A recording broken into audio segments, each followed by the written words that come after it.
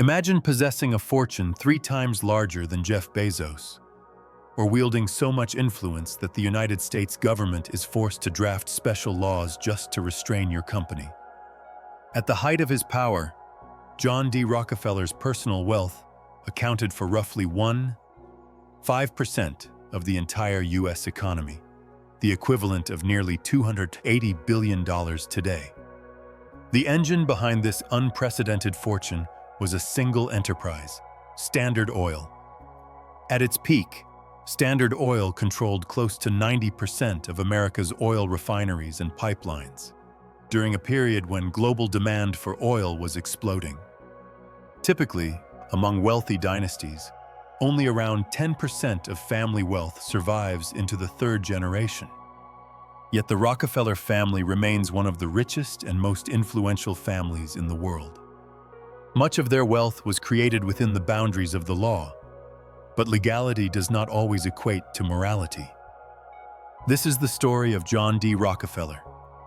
Long before technology giants and financial conglomerates came to dominate the modern world, there was one name synonymous with wealth and power: John D. Rockefeller. Born in 1839 in Richford, New York, he began life as an entirely ordinary boy. Nothing about his early years suggested that he would become one of the most influential figures in American history, especially considering the example set by his father, William Avery Rockefeller. William was a con artist who later reinvented himself as a so-called doctor, selling homemade remedies of questionable value. His true life was shrouded in mystery, but he was obsessed with appearing successful. He dressed well, projected prosperity, and rumors circulated that he may even have been involved in a horse-stealing ring. By most accounts, he was a deeply unreliable figure. The Rockefeller family moved frequently until 1857, when they finally settled in Cleveland, Ohio. William purchased a comfortable home, and the city became their permanent base. For young John, Cleveland offered opportunities that would have been impossible in the already crowded and established markets of the U.S. East Coast. Rockefeller's childhood was unremarkable. He lived simply, attending a local school for a few months each year and spending the rest of his time working. He chopped wood, cared for animals, tended crops, and carried out whatever tasks were required. He was intelligent but quiet, diligent but unassuming. Most people paid him little attention. If he stood out at all, it was for being unusually reserved for a boy his age. His first job reflected that modest beginning. Rockefeller dropped out of high school to work as an assistant bookkeeper, earning just 50 cents a day. Yet he was not aimless. He saved nearly every cent, guided by a clear vision of escaping a life of limited means. Eventually, he approached his father for a loan.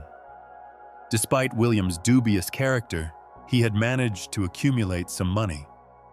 Combined with John's savings, this loan allowed Rockefeller to take his first serious step into business. In 1859, he founded a commodities brokerage firm called Rockefeller and Clark. The company traded agricultural goods and petroleum products, a strategic decision, as America's oil industry was just beginning its rapid ascent. Cleveland's proximity to Pennsylvania's oil fields, along with its strong transportation infrastructure, made it a natural hub for refining and distribution. By 1863, Rockefeller and his partners had accumulated enough capital to open their own oil refinery. From the outside, this appeared to be the beginning of a classic American success story. Partners rising together from humble origins.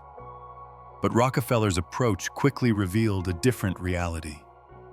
Just 2 years later, he forced his original partner out of the business, buying him out entirely. Rockefeller then formed a new partnership with chemist Samuel Andrews. To expand further, he sought additional capital and approached millionaire Stephen Harkness. Harkness agreed to invest $100,000 as a silent partner, on the condition that Rockefeller also take on Harkness's relative, Henry Flagler as a partner. This decision proved pivotal. Flagler's organizational skills and creative business instincts complemented Rockefeller's disciplined cost control and long-term strategic thinking. Together, they formed a partnership that would lay the foundation for one of the most powerful industrial empires in history. By 1870, Rockefeller had risen into the ranks of Ohio's elite. Yet at just 31 years old, he was far from satisfied. That same year, he incorporated the company that would make him the richest individual the modern world had ever seen, Standard Oil. Rockefeller's strategy differed sharply from his competitors. Rather than focusing on oil exploration, he concentrated on refining, a segment of the industry with more predictable costs and higher stability.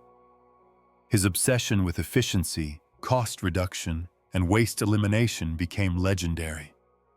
But efficiency alone was not his end goal. Rockefeller wanted dominance. Standard Oil invested heavily in research and development, recruiting top minds and placing them in tightly controlled, profit-driven operations. The company consolidated labor internally, expanded aggressively into new markets, and extracted value from byproducts others considered worthless. Rockefeller even acquired oil fields known for producing sour oil, previously deemed unusable due to impurities.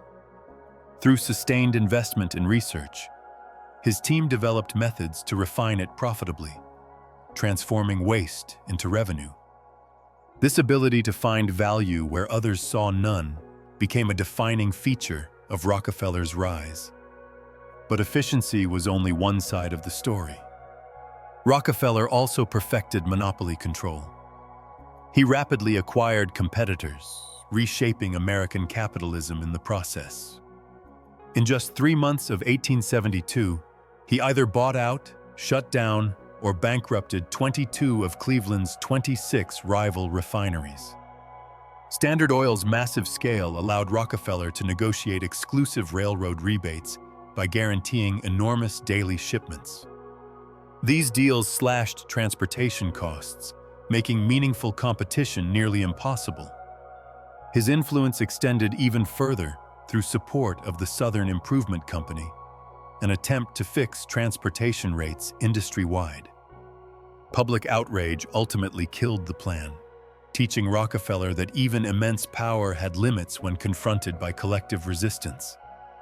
Despite public hostility, often portrayed as an octopus whose tentacles wrapped around industries and government alike, Standard Oil's dominance continued. By the late 1880s, it controlled approximately 90% of U.S. refining capacity. But political pressure was mounting. Antitrust laws were strengthened, railroad rebates were outlawed, and investigative journalists exposed the company's tactics.